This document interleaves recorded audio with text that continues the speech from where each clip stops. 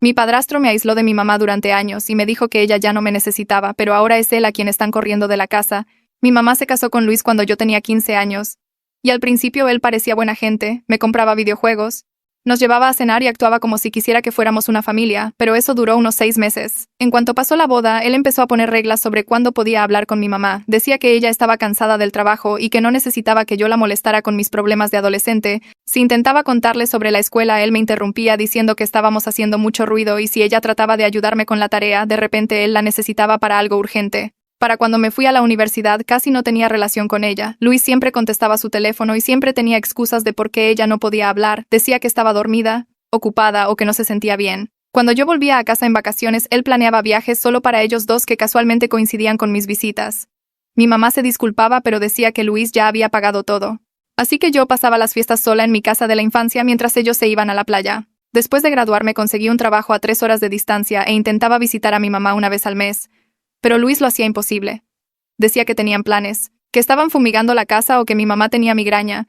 Y cuando llamaba, él me ponía en altavoz y se quedaba encima de la conversación. Si mi mamá mencionaba que me extrañaba, él cambiaba el tema y le hablaba de unos trabajos que quería agendar o de un restaurante que quería probar, hasta que un domingo conduje hasta allá sin avisar. Mi mamá abrió la puerta y rompió en llanto al verme. No habíamos estado solas en 2 años. Empezó a decirme cuánto me extrañaba, que Luis no la dejaba llamar y que le escondía el teléfono. Pero entonces Luis llegó a casa. Me sacó al patio y me dijo que mi mamá ya no me necesitaba. Dijo que ahora lo tenía a él y que yo solo la estaba haciendo sentir culpable por vivir su vida. Dijo que los hijos adultos no deberían andar rondando a sus padres como parásitos y me dijo que dejara de venir a menos que me invitaran. Cuando le pregunté a mi mamá sobre eso más tarde, ella dijo que Luis solo era protector, que la amaba tanto que quería toda su atención. Me pidió que le diera espacio y que tal vez la visitara menos. Pude ver que ella lo estaba eligiendo a él, así que dejé de intentarlo. No llamé por 3 meses. Hasta que la hermana de mi mamá, mi tía Rita, me llamó para decirme que mi mamá estaba en el hospital con neumonía y había estado preguntando por mí. Luis no le había avisado a nadie. Manejé directo hacia allá y encontré a mi mamá sola en una habitación, viéndose 10 kilos más delgada. Luis no la había visitado ni una vez en 4 días y las enfermeras dijeron que nadie había ido a verla. Cuando le pregunté a mi mamá por qué Luis no estaba ahí, dijo que estaba ocupado con el trabajo, pero mi tía Rita investigó un poco y descubrió que a Luis lo habían despedido hacía 6 meses. Le había estado mintiendo a mi mamá, gastándose su dinero mientras fingía trabajar y por eso no me quería cerca, porque yo podría darme cuenta de las cosas. Me quedé con mi mamá una semana y durante ese tiempo descubrí que Luis había sacado tarjetas de crédito a nombre de ella, las había llenado al tope y escondía los estados de cuenta, la había convencido de agregarlo a su cuenta de retiro, y había sacado 600,000 pesos. Había vendido sus joyas diciéndole que ella las había perdido y la había estado aislando para que no tuviera con quién hablar sobre el dinero faltante.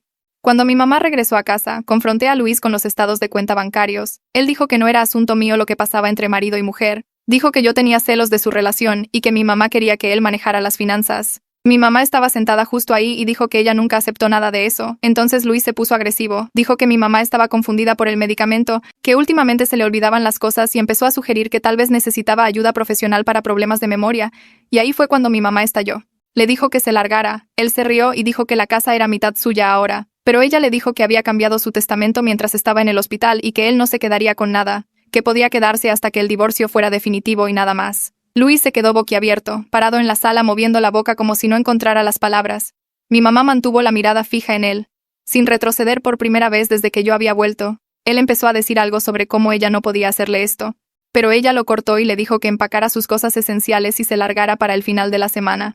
Él intentó usar la culpa de nuevo, diciendo que ella estaba tirando 7 años a la basura como si no significaran nada, pero mi mamá se levantó del sofá, pasó junto a él hacia la recámara y le cerró la puerta en la cara. Escuché el seguro hacer clic. Luis me miró como si se supusiera que yo debía hacer algo, tal vez convencer a mi mamá de cambiar de opinión, pero le dije que tenía 5 segundos para alejarse antes de que llamara a la policía por allanamiento, así que agarró su chamarra de la silla y se fue sin decir otra palabra.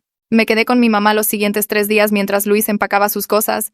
Él se movía por la casa como un fantasma tratando de pillar a mi mamá a solas para hablar, pero ella se negaba a estar en una habitación con él a menos que yo estuviera ahí también. Mi tía Rita venía todas las tardes después del trabajo con la cena y nos ayudaba a revisar el desastre financiero. Encontramos 2 tarjetas de crédito más que Luis había abierto a nombre de mi mamá, con las cuentas escondidas al fondo de su closet detrás de los abrigos de invierno. Otros 300,000 pesos que no conocíamos. Mi mamá se sentó en la mesa de la cocina mirando los estados de cuenta y vi cómo le temblaban las manos mientras sumaba el daño total. Rita sugirió que nos reuniéramos con su amiga Olga, que manejaba divorcios con problemas de dinero, y mi mamá aceptó sin dudarlo. Al cuarto día, el hermano de Luis apareció con una camioneta y observé desde la ventana cómo cargaban cajas y bolsas de basura llenas de ropa. Luis seguía mirando hacia la casa como si esperara que mi mamá saliera corriendo a detenerlo. Pero ella se quedó en su recámara con la puerta cerrada hasta que la camioneta se alejó. Cuando toqué y le dije que ya se había ido, ella abrió la puerta y se quedó mirando la entrada vacía.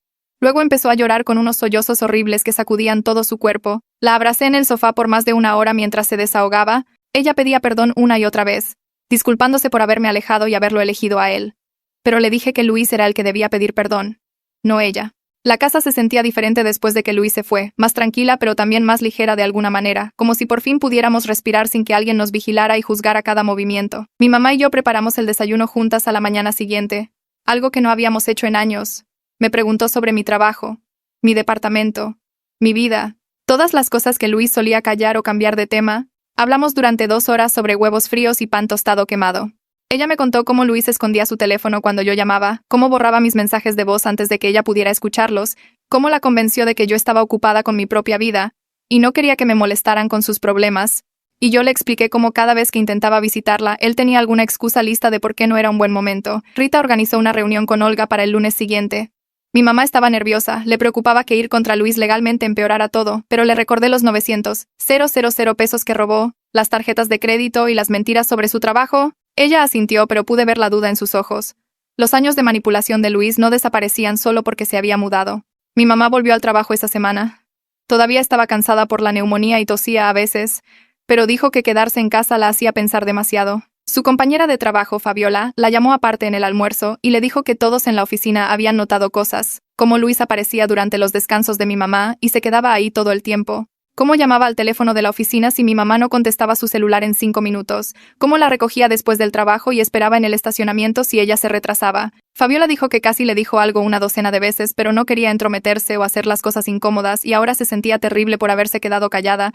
Mi mamá le dijo a Fabiola que no la culpaba porque Luis era muy bueno haciendo que su control pareciera amor y devoción. Incluso mi mamá no lo vio claramente hasta que estuvo acostada en esa cama de hospital sin nadie que la visitara y con tiempo para pensar de verdad. Fabiola la abrazó y le dijo que si necesitaba algo, aventones a sus citas o solo alguien con quien hablar, ella estaba ahí. Mi mamá llegó a casa esa noche viéndose agotada pero también algo aliviada, como si tener a alguien más confirmando lo que pasó lo hiciera más real. 2 semanas después de que Luis se mudó, llamó su hermano. Mi mamá puso el teléfono en altavoz para que yo pudiera escuchar. El hermano de Luis dijo que deberían hablar razonablemente sobre el divorcio, que tal vez podrían arreglar algo sin involucrar abogados.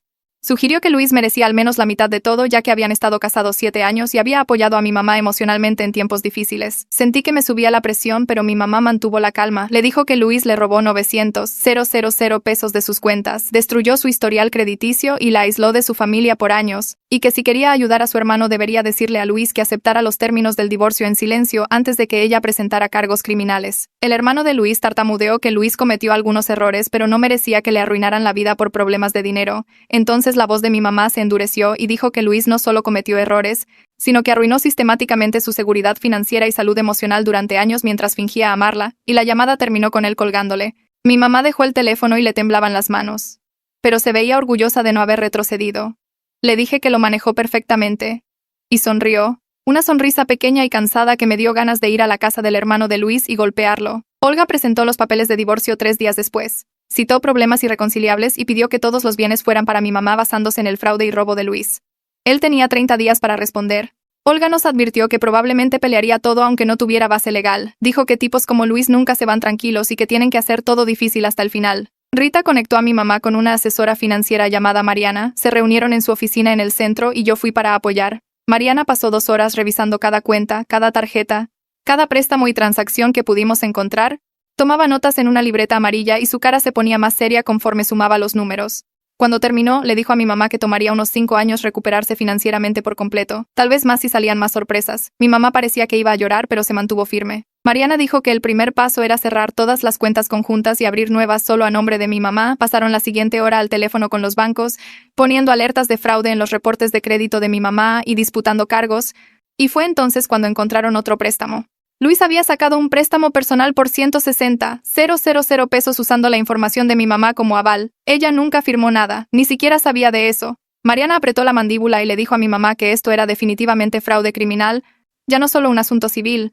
El robo total ahora era de más de 1.000.000 de pesos. Me tomé una semana libre del trabajo para ayudar a mi mamá a ordenar la casa. Fuimos habitación por habitación, embolsando cualquier cosa que perteneciera a Luis o que le recordara a él, ropa que dejó, cosas de baño, libros, basura que había juntado con los años. Llenamos 7 bolsas de basura y las cargamos en mi auto.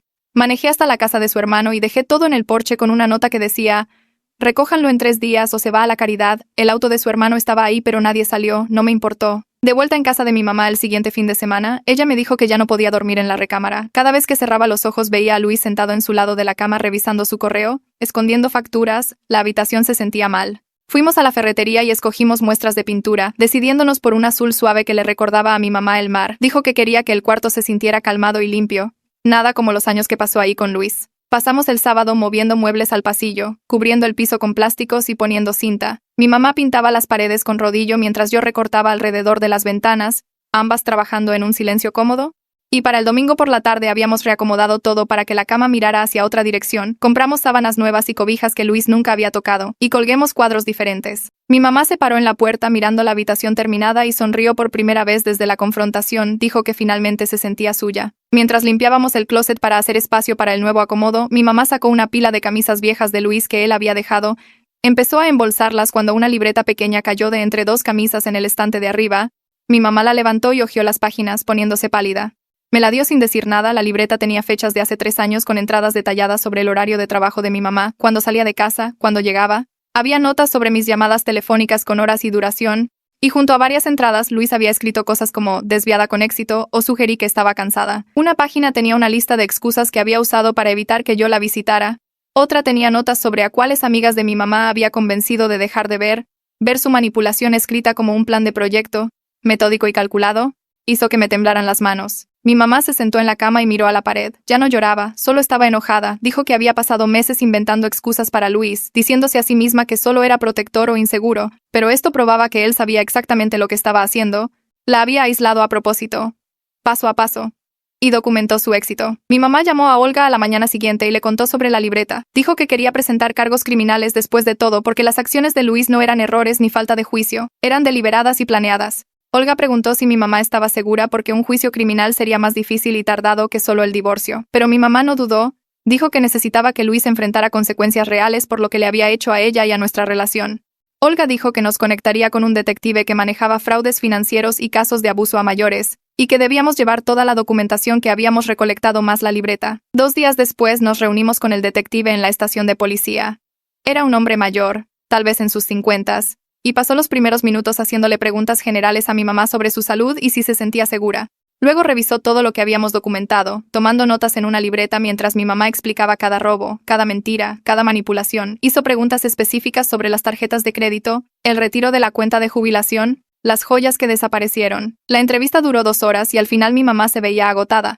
El detective le dijo que el caso era fuerte, especialmente con la libreta de Luis mostrando intención y planificación, pero advirtió que el proceso podría tomar meses o incluso más de 1 año. Dijo que mi mamá necesitaba estar absolutamente segura de querer proceder porque sería desgastante, y el abogado de Luis trataría de hacerla ver poco confiable o vengativa. Mi mamá me miró a mí, luego al detective, y dijo que estaba segura. Quería que Luis rindiera cuentas por robar su dinero, destruir su crédito y alejarla de su familia por años. El detective deslizó un formulario formal de denuncia por la mesa y mi mamá lo firmó sin leerlo 2 veces. Vi su mano moverse sobre el papel, firme y segura. Y sentí que algo cambiaba. Esta no era la mujer que se disculpaba por el comportamiento de Luis o me pedía que la visitara menos, esta era alguien exigiendo justicia. Salimos de la estación y mi mamá iba callada en el auto, pero se veía más ligera, como si hubiera soltado algo pesado que había estado cargando. 3 semanas después llegó un sobre grueso a casa de mi mamá, lo abrió en la mesa de la cocina mientras yo hacía café y luego me llamó. La respuesta de Luis a los papeles de divorcio contestaba todo. Su abogado alegaba que Luis tenía derecho a la mitad de todos los bienes, incluyendo la cuenta de retiro de mi mamá, la casa y sus ahorros. La respuesta argumentaba que Luis había contribuido al hogar y apoyado a mi mamá emocionalmente durante su matrimonio, ayudándola en tiempos difíciles. No había mención del desempleo, el robo o el fraude con tarjetas. Mi mamá leyó todo 2 veces, apretando la mandíbula con cada página. Dijo que Luis seguía mintiendo, seguía tratando de reescribir la historia y hacerse la víctima. Su abogado estaba ignorando que Luis había estado sin trabajo 6 meses gastándose su dinero y escondiendo facturas. Le dije que no se preocupara porque teníamos estados de cuenta, reportes de crédito y la propia libreta de Luis probando todo. Mi mamá asintió, pero pude ver el estrés en sus hombros. Olga llamó esa tarde para discutir la respuesta de Luis. No le sorprendió que contestara todo y dijo que tipos como él nunca se van tranquilos.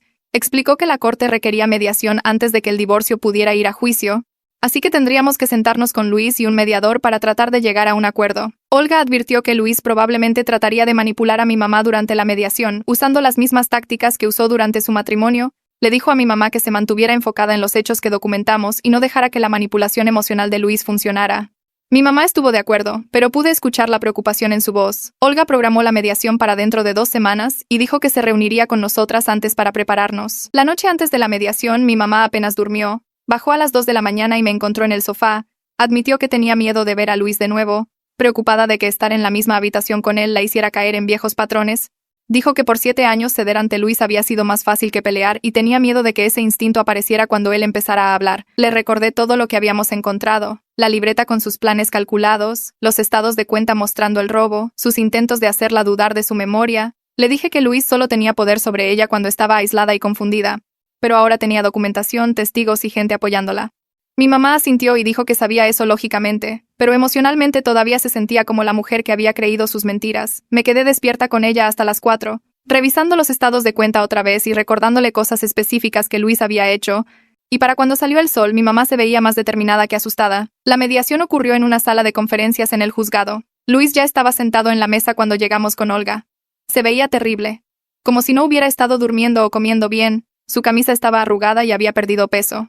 La mediadora, una mujer en sus 40s, explicó el proceso y pidió a ambos lados presentar sus posiciones. El abogado de Luis fue primero, argumentando que Luis merecía la mitad de todo porque el matrimonio era una sociedad y él había apoyado a mi mamá emocionalmente. Luego Luis le habló directamente a mi mamá. Con voz suave y triste dijo que solo tomó el dinero porque estaba deprimido por perder su trabajo y tomó malas decisiones, pero que siempre planeó pagarlo.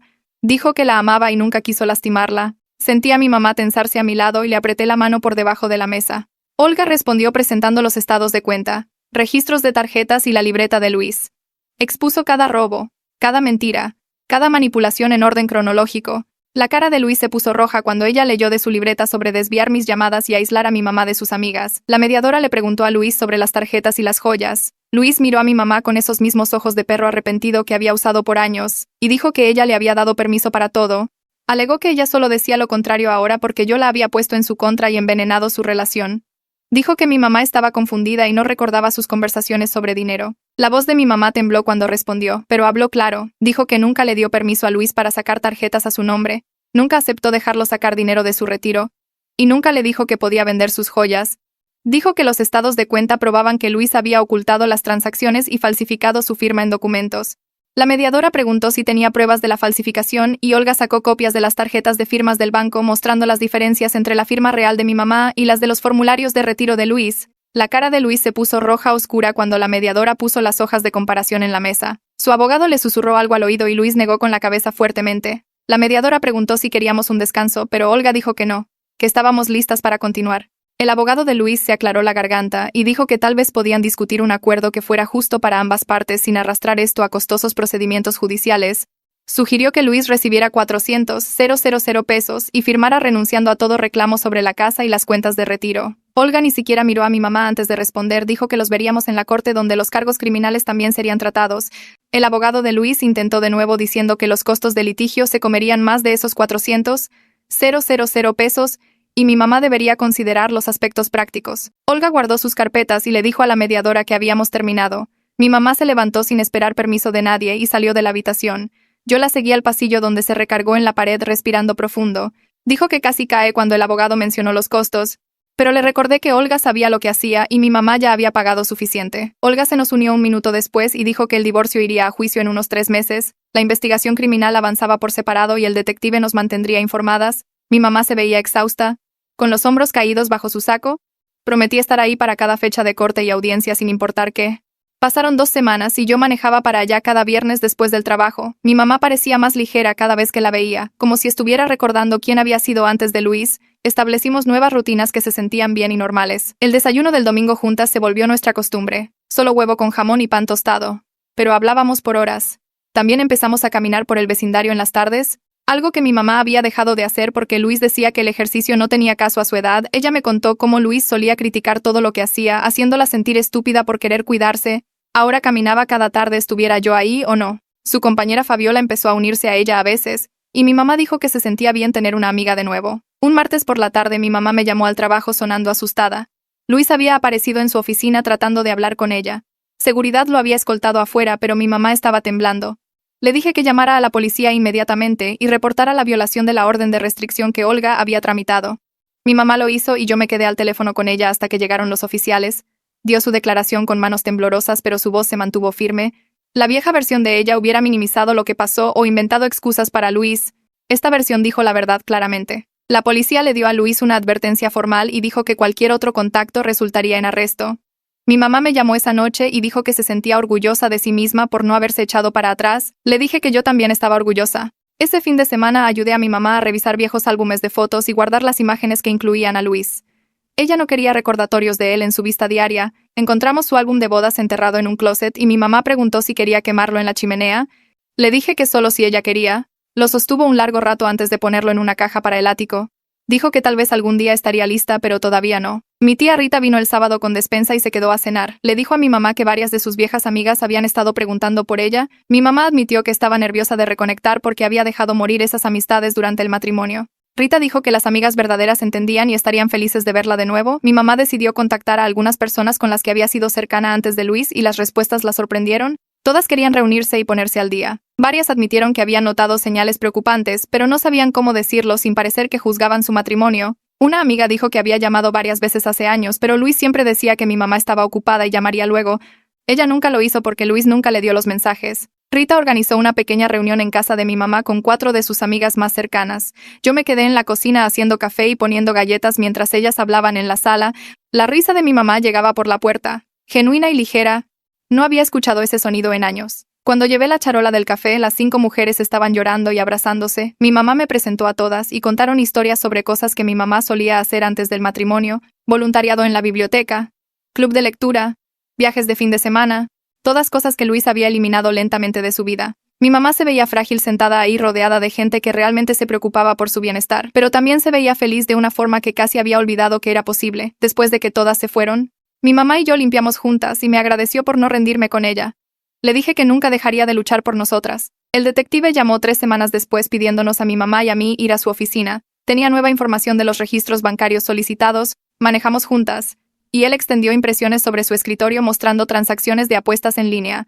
900,000 pesos habían desaparecido en varios sitios web de casinos en 6 meses.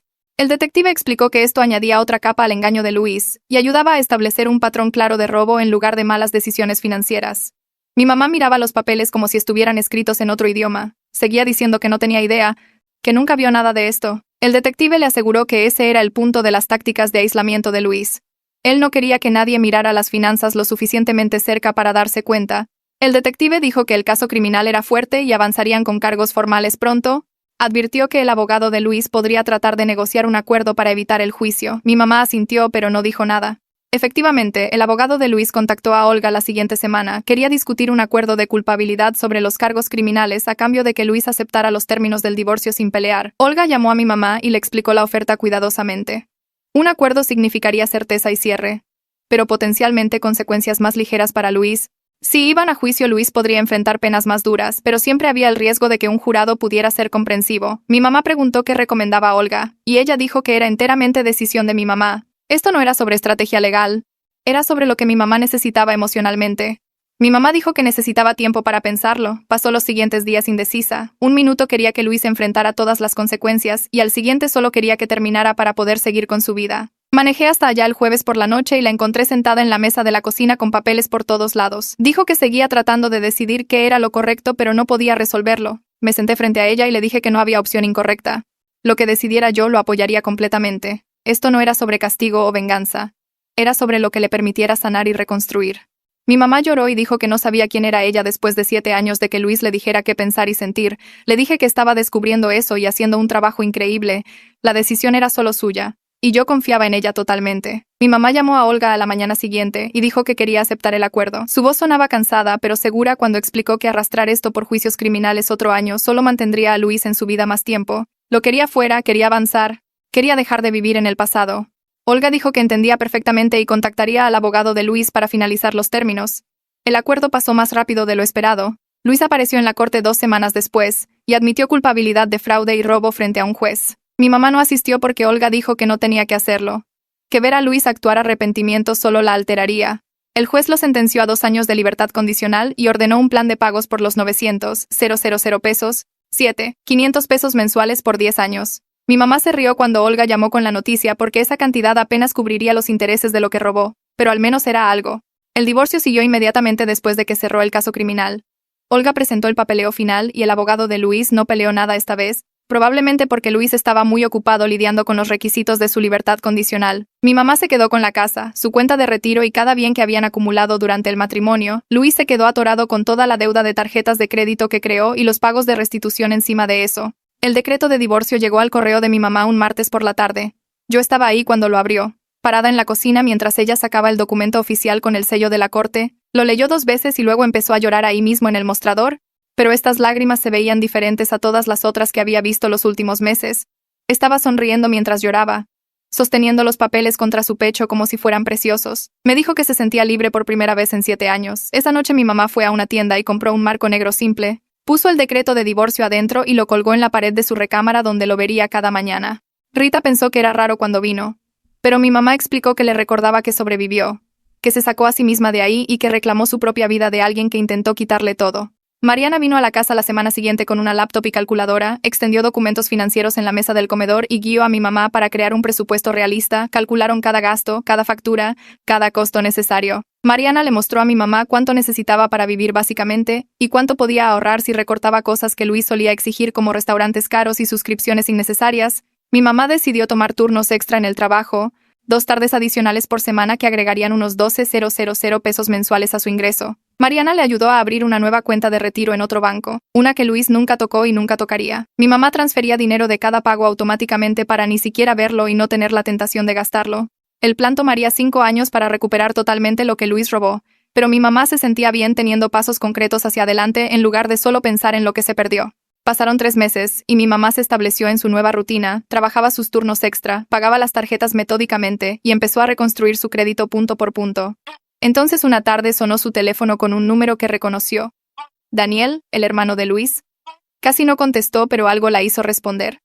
Su voz sonaba rasposa y apenada cuando empezó a hablar. Dijo que necesitaba decirle que lo sentía por defender a Luis, por ser hostil conmigo y por no creerle cuando todo salió a la luz primero. Luis se había emborrachado en casa de Daniel la semana anterior y admitió todo durante un colapso. Le contó a Daniel sobre las apuestas, las mentiras, la forma sistemática en que aisló a mi mamá de todos los que se preocupaban por ella. Daniel dijo que se sentía enfermo sabiendo que había defendido ese comportamiento y atacado a la gente tratando de ayudar. Mi mamá escuchó tranquila mientras él hablaba. Luego le dijo que entendía. La lealtad familiar hace que la gente quiera creer lo mejor de sus parientes, incluso cuando la evidencia apunta a otro lado. No se lo tomaba personal. Daniel dijo que le había cortado el apoyo financiero a Luis y le dijo que buscara terapia y un trabajo. Escuchar eso le dio a mi mamá una pequeña sensación de satisfacción, sabiendo que Luis finalmente enfrentaba consecuencias reales de su propia familia. Manejé para allá el siguiente fin de semana para ayudar a mi mamá a configurar su banca en línea correctamente. Nos sentamos en su computadora y creamos alertas para cada transacción, cada depósito, cada retiro, cada compra de más de 100 pesos. Su teléfono le notificaría inmediatamente si algo se movía en sus cuentas. Mi mamá admitió que se sentía paranoica sobre el dinero ahora, revisando su saldo varias veces al día, guardando cada recibo, rastreando cada centavo. Le dije que Mariana decía que eso era completamente normal después de abuso financiero y que la paranoia se desvanecería con el tiempo conforme reconstruyera la confianza en su propia seguridad. Cambiamos todas sus contraseñas, configuramos verificación de 2 pasos y nos aseguramos de que nadie pudiera acceder a nada sin su conocimiento. Mi mamá anotó todo en una libreta que mantenía bajo llave en el cajón de su escritorio. La paranoia no era lo único con lo que mi mamá necesitaba ayuda. Rita le encontró una terapeuta que trabajaba específicamente con gente recuperándose de abuso emocional y manipulación. Mi mamá empezó a ir cada martes en la tarde después del trabajo. Las primeras sesiones fueron duras, según lo que me contó después. La terapeuta la hizo examinar cómo se había permitido ser aislada, cómo ignoró las señales de alerta, cómo había elegido a Luis sobre su propia hija repetidamente. Mi mamá lloró durante la mayoría de esas primeras citas, enfrentando verdades dolorosas sobre sus propias decisiones, pero siguió yendo semana tras semana porque quería entender qué pasó y asegurarse de nunca caer en ese patrón de nuevo. 6 meses después de que Luis se mudó, vine para una visita regular de fin de semana y apenas reconocí a mi mamá cuando abrió la puerta. Había recuperado el peso que perdió durante la neumonía. Su cara tenía color de nuevo en lugar de esa mirada gris y exhausta, y cuando sonreía le llegaba a los ojos por primera vez en años. Pasamos el sábado trabajando en el jardín que ella había dejado morir durante el matrimonio porque Luis decía que la jardinería no tenía caso, plantó tomates y hierbas, ensuciándose las uñas de tierra y riéndose cuando accidentalmente la mojé con la manguera. Esa noche cocinamos la cena juntas en su cocina, algo simple pero rico, y hablamos de todo lo que pasaba en nuestras vidas. Me contó sobre un proyecto en el trabajo, sobre algo chistoso que dijo Rita, sobre el progreso que hacía en terapia. Una conversación normal entre madre e hija sin la sombra de Luis colgando sobre todo. El domingo por la mañana mi mamá sugirió que hiciéramos un viaje juntas, solo nosotras dos. Algo que no habíamos hecho desde antes de que se casara con Luis. Quería ir a la playa un fin de semana, quedarnos en un hotel barato, caminar en la arena, comer mariscos, recordar qué se sentía disfrutar la compañía de la otra. Elegimos una fecha 3 semanas después, y mi mamá reservó todo ella misma usando dinero de su propia cuenta que nadie más controlaba. Cuando llegó el fin de semana manejamos a la costa juntas y pasamos 2 días haciendo absolutamente nada importante. Caminamos junto al agua hablando de mi trabajo, su terapia y los desastres amorosos de Rita. Comimos pescadillas en un lugar con mesas de plástico y platos desechables. Vimos el atardecer desde el balcón de nuestro hotel tomando vino barato en vasos de plástico. Nada de eso fue lujoso o caro o impresionante. Pero estábamos juntas sin nadie controlando cuándo podíamos hablar, o qué podíamos decir, o cuánto tiempo podíamos pasar en compañía de la otra.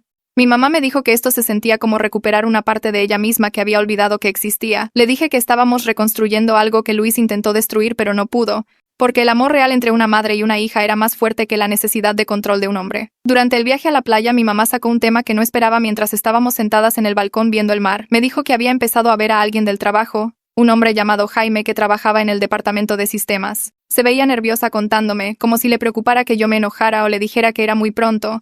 Le pregunté cómo era él y se relajó un poco, explicando que era amable y respetuoso, que la animaba a pasar tiempo con Rita y sus otras amigas en lugar de tratar de monopolizar su atención. Dijo que él había preguntado por mí varias veces.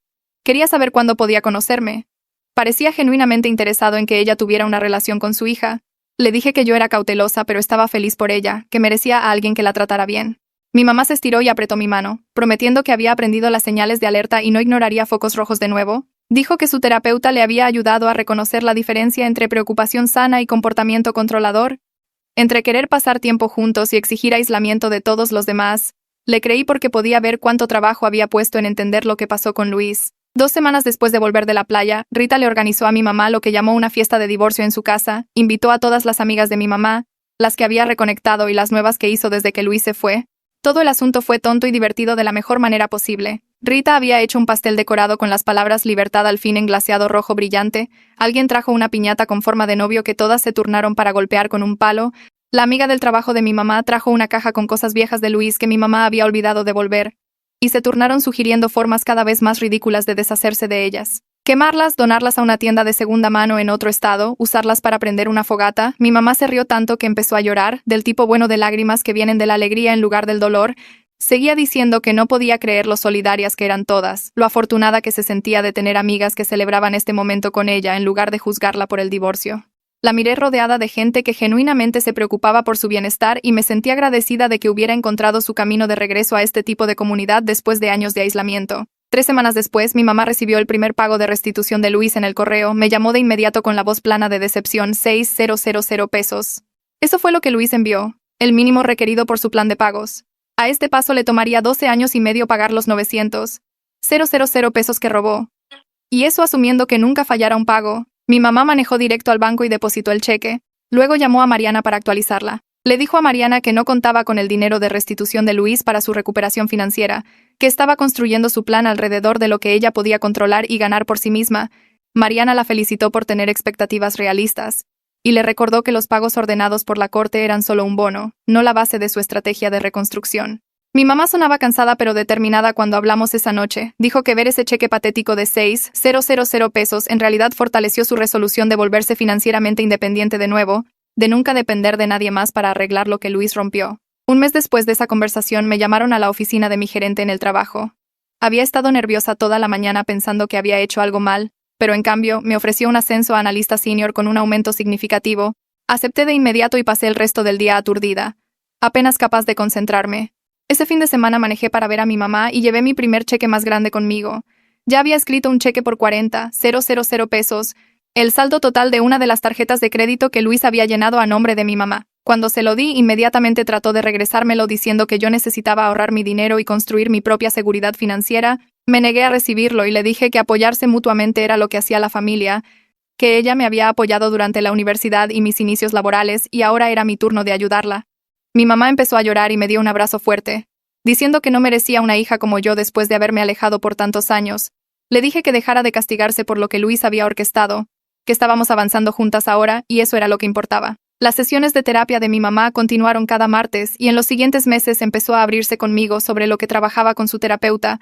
La culpa que cargaba sobre haber elegido a Luis sobre nuestra relación la había estado carcomiendo desde el hospital, haciéndola cuestionar si era una buena madre en absoluto. Su terapeuta le ayudó a entender que había sido víctima de manipulación sistemática y aislamiento, que Luis había usado tácticas específicas para separarla de la gente que más la quería. La terapeuta explicó que los abusadores financieros a menudo atacan primero las relaciones más cercanas de sus víctimas, creando dependencia y quitando los sistemas de apoyo que podrían ayudar a la víctima a reconocer lo que pasa. Mi mamá dijo que escuchar que ella no era débil o estúpida, sino que había sido atacada y manipulada deliberadamente por alguien experto en abuso emocional, le ayudó a separar sus decisiones de su carácter. Estaba aprendiendo a perdonarse por no ver las tácticas de Luis antes, por creer sus mentiras sobre que yo era muy exigente o la hacía sentir culpable. La terapia era trabajo duro, pero podía ver cómo cambiaba la forma en que mi mamá hablaba de sí misma y del matrimonio, reemplazando la vergüenza con entendimiento. 5 meses después de que se finalizó el divorcio, mi mamá manejó para visitarme en mi casa un fin de semana largo. Era la primera vez que hacía el viaje en años, la primera vez que veía dónde vivía realmente y pasaba tiempo en mi espacio. Le presenté a mis amigos en una cena el viernes por la noche y encantó a todos con historias de su trabajo y preguntas sobre sus vidas. El sábado exploramos el centro cerca de mi departamento, visitando tiendas y cafés que había querido mostrarle por años. Conoció a mi vecina con la que me había hecho cercana, vio el jardín comunitario donde hacía voluntariado los fines de semana, y caminamos por el parque donde corría en las mañanas. El domingo antes de irse, mi mamá se sentó en mi sofá tomando café, y me dijo lo orgullosa que estaba de la persona en la que me había convertido a pesar de los esfuerzos de Luis por mantenernos separadas. Dijo que ver mi vida, mis amigos, mi independencia le hizo darse cuenta de que yo había construido algo bueno para mí misma, incluso durante esos años en que apenas hablábamos. Le dije que siempre supe que ella me amaba incluso cuando Luis controlaba nuestro contacto, que me aferré a eso a través de todas las llamadas perdidas y visitas canceladas.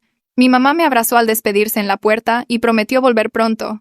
Dijo que quería que esto se volviera algo regular donde pasáramos tiempo en los espacios de la otra, en lugar de siempre vernos en su ciudad donde todo le recordaba el pasado. 2 semanas después de su visita, mi mamá empezó de voluntaria en un refugio de violencia doméstica en el centro. Había encontrado la organización a través de su terapeuta, quien sugirió que compartir su historia podría ayudar a su proceso de sanación. Mi mamá pasó el programa de entrenamiento y empezó a trabajar con mujeres que experimentaban abuso financiero y aislamiento similar a lo que ella soportó. Me llamó después de su primer turno sonando con una energía que no le había escuchado en años. Había hablado con 3 mujeres diferentes sobre las señales de alerta que ella no vio, las formas en que Luis había incrementado gradualmente su control, las tácticas que usó para separarla de familia y amigos. Las mujeres habían reconocido sus propias situaciones en la historia de mi mamá, y le preguntaron cómo se había liberado y empezado a reconstruir. Mi mamá dijo que ayudar a otras a reconocer los patrones a los que ella había estado ciega, le dio un sentido de propósito y sanación que no había encontrado en otro lado. Sentía que su experiencia con Luis, tan dolorosa como había sido, ahora podía servir para proteger a otras mujeres de abusos similares. 1 año después de que confronté a Luis con esos estados de cuenta, mi mamá me llamó con noticias sobre su recuperación financiera. Acababa de reunirse con Mariana para su revisión trimestral y había pagado 2 de las tarjetas fraudulentas por completo. Su puntaje de crédito había subido 70 puntos desde lo más bajo, todavía dañado pero mejorando constantemente cada mes. Mariana le dijo que iba adelantada en el plan de recuperación que crearon, que a este paso mi mamá volvería a la estabilidad financiera en 3 años en lugar de los 5 estimados originalmente. La voz de mi mamá se llenó de orgullo mientras describía ver esos saldos en ceros en cuentas que alguna vez estuvieron al tope con los gastos de Luis. Había estado tomando turnos extra, cortando gastos innecesarios y siguiendo el presupuesto de Mariana religiosamente. El progreso le dio confianza de que podía reconstruir su futuro por sus propios términos, que el robo de Luis no definiría el resto de su vida. Entonces Luis violó su libertad condicional al fallar 3 pagos consecutivos de restitución y no completar las sesiones de consejería requeridas por la corte. Su oficial de libertad condicional reportó la violación, y el juez lo sentenció a 30 días de cárcel. Mi mamá se enteró cuando la oficina del fiscal la llamó para informarle sobre la sentencia. Les agradeció por avisarle, y colgó sintiendo una mezcla complicada de emociones. Parte de ella se sentía satisfecha de que Luis enfrentara consecuencias reales por seguir ignorando sus obligaciones legales, pero mayormente no sintió nada. Se dio cuenta de que había pasado semanas sin pensar en él en absoluto. que se había vuelto irrelevante para su vida diaria. Me dijo esa noche que la sentencia de cárcel se sentía como justicia, pero también como cerrar un capítulo que ya estaba terminado. Luis ya no ocupaba espacio en sus pensamientos, no controlaba sus emociones o decisiones, se había convertido solo en un error del que aprendió en lugar de ser el centro de su mundo. Mi mamá y yo establecimos una nueva tradición los siguientes meses. Cenas mensuales donde cocinábamos juntas en su casa y hablábamos de todo. Escogíamos una receta que ninguna había probado, comprábamos los ingredientes y pasábamos la tarde en su cocina haciendo un desastre y riéndonos de nuestros errores. Durante estas cenas hablábamos de mi trabajo y su voluntariado, su progreso en terapia y mi vida amorosa, el último drama de Rita y planes para las fiestas. La comunicación fácil que habíamos perdido durante la manipulación de Luis había regresado completamente. Más fuerte ahora porque habíamos luchado para reclamarla y ambas entendíamos lo preciosa que era. Mi mamá a veces mencionaba algo de los años cuando Luis nos mantuvo separadas y en lugar de evitar el tema hablábamos honestamente, reconociendo el dolor pero también celebrando lo lejos que habíamos llegado. Estas cenas mensuales se volvieron el ancla de nuestra relación reconstruida. Prueba de que el amor real entre madre e hija era más fuerte que la necesidad de control de un hombre. Mi mamá se inscribió a una clase de introducción a la historia del arte en el colegio comunitario ese otoño. Había mencionado querer estudiar arte hace años, antes de que Luis le dijera que estaba muy vieja para perder el tiempo en hobbies cuando debía enfocarse en cuidar la casa. Le ayudé a registrarse en línea y la llevé al campus la primera noche, viéndola entrar al edificio con su cuaderno nuevo y plumas, viéndose nerviosa pero emocionada. Me llamó después de esa primera clase hablando más rápido de lo que había escuchado en años, contándome sobre pinturas del Renacimiento y una discusión sobre simbolismo en arte religioso. El profesor había pedido a la clase compartir por qué les interesaba la historia del arte, y mi mamá dijo que había sido honesta sobre cómo Luis desanimaba sus intereses por años y quería reclamar partes de ella misma que había perdido. 3 otras mujeres se le acercaron después de clase diciendo que se identificaban con su historia, que también habían dejado sus propios intereses de lado por parejas o familia. Mi mamá empezó a reunirse con estas mujeres para tomar café antes de clase cada semana, formando amistades basadas en experiencias compartidas y apoyo genuino en lugar de las relaciones superficiales que Luis permitía. Llegaba a casa de la clase con energía, contándome sobre debates de movimientos artísticos y proyectos grupales analizando obras famosas. Su mundo se estaba expandiendo más allá del pequeño círculo aislado que Luis había creado, y podía escuchar la diferencia en su voz cada vez que hablábamos. 6 meses dentro de su clase de arte, mi mamá mencionó que había estado viendo a Jaime del trabajo y quería que lo conociera oficialmente. Manejé el siguiente fin de semana sintiéndome cautelosa pero tratando de mantener la mente abierta por ella. Jaime trabajaba en contabilidad en la empresa de mi mamá, se conocían casualmente por años, pero solo empezaron a hablar más después de que Luis se fue y mi mamá regresó a tiempo completo. Jaime llegó a casa de mi mamá con flores y una botella de vino, estrechando mi mano y haciendo preguntas genuinas sobre mi trabajo y mi vida a 3 horas de distancia. No se quedó encima de mi mamá ni interrumpió cuando ella hablaba, no trató de controlar la conversación o desviar los temas lejos de mí. Cuando mi mamá mencionó nuestra tradición de cenas mensuales, Jaime dijo que le parecía maravilloso que hubiéramos reconstruido nuestra relación y que él nunca querría interferir con nuestro tiempo juntas. El contraste con el comportamiento de Luis me pegó fuerte, recordando cómo Luis había trabajado sistemáticamente para mantenernos separadas mientras Jaime activamente animaba a mi mamá a mantener conexiones familiares cercanas. Pasamos la tarde hablando fácilmente, y Jaime compartió historias sobre su propia familia y pidió mi opinión en cosas en lugar de dominar cada discusión. Después de que se fue, mi mamá preguntó qué pensaba y le dije honestamente que parecía amable y respetuoso, que yo estaba cautelosamente optimista, pero contenta de que ella se tomara las cosas con calma. Ella prometió que había aprendido las señales y no ignoraría focos rojos de nuevo, que la terapia le había enseñado cómo se veían las relaciones sanas. 2 años después de que confronté a Luis con esos estados de cuenta y vi a mi mamá decirle que se fuera, ella decidió organizar la cena de acción de gracias en su casa. Invitó a Rita, a mí, a Jaime, a Fabiola del trabajo y a varias amigas que hizo en su clase de arte y el voluntariado. Llegué temprano para ayudar a cocinar y encontré a mi mamá en la cocina rodeada de ingredientes, viéndose más feliz y segura de lo que la había visto desde antes de casarse con Luis. Pasamos la mañana preparando comida juntas, hablando y riendo mientras la casa se llenaba de olores de cocina. Los invitados empezaron a llegar al mediodía, y la casa cobró vida con conversación y calidez. Tan diferente de las fiestas tensas y silenciosas que pasé sola cuando Luis se llevaba a mi mamá de viaje. Rita trajo su famoso puré y contó historias vergonzosas de mi mamá de cuando eran niñas. Fabiola compartió cuánto había significado la amistad de mi mamá para ella los últimos 2 años, lo inspirador que era verla reclamar su independencia. Jaime encajó naturalmente en el grupo ayudando a servir y haciendo sentir cómodos a todos. Después de la cena mi mamá me llevó aparte a su recámara donde podíamos hablar en privado. Me dijo que finalmente se sentía como ella misma de nuevo después de años de perder su identidad ante el control de Luis, que podía verse al espejo y reconocer a la persona que le devolvía la mirada. Dijo que ser anfitriona de esta cena, rodeada de gente que genuinamente se preocupaba por su bienestar, se sentía como prueba de que había sobrevivido y reconstruido algo hermoso del daño que Luis causó. Más tarde esa noche, después de que todos se fueron y Jaime se fue a casa, mi mamá y yo nos quedamos en su cocina lavando platos juntas y hablando sobre planes para Navidad. El fregadero estaba lleno de platos y tazones, evidencia de la casa llena y la celebración exitosa. Mi mamá tenía las manos en agua jabonosa tallando una charola mientras yo secaba copas de vino y las guardaba en el gabinete. Se volteó hacia mí de repente con lágrimas en los ojos, y me agradeció por no rendirme con ella incluso cuando me había alejado, por manejar hasta allá ese domingo sin aviso y forzar una conversación que rompió el aislamiento de Luis. Dijo que sabía que me había lastimado al elegir a Luis y pedirme que visitara menos, que había pasado horas en terapia trabajando la culpa de fallar en proteger nuestra relación. Dejé la copa que sostenía y le dije que no me falló, que Luis era un manipulador experto que la había separado sistemáticamente de todos los que la amaban. Le dije que siempre lucharía por nuestra relación porque así se ve el amor real, no el control posesivo que Luis disfrazaba de devoción. Mi mamá me abrazó fuerte y nos quedamos ahí en su cocina sosteniéndonos mientras las burbujas de jabón tronaban en el fregadero y el pay de calabaza sobrante reposaba cubierto en la barra.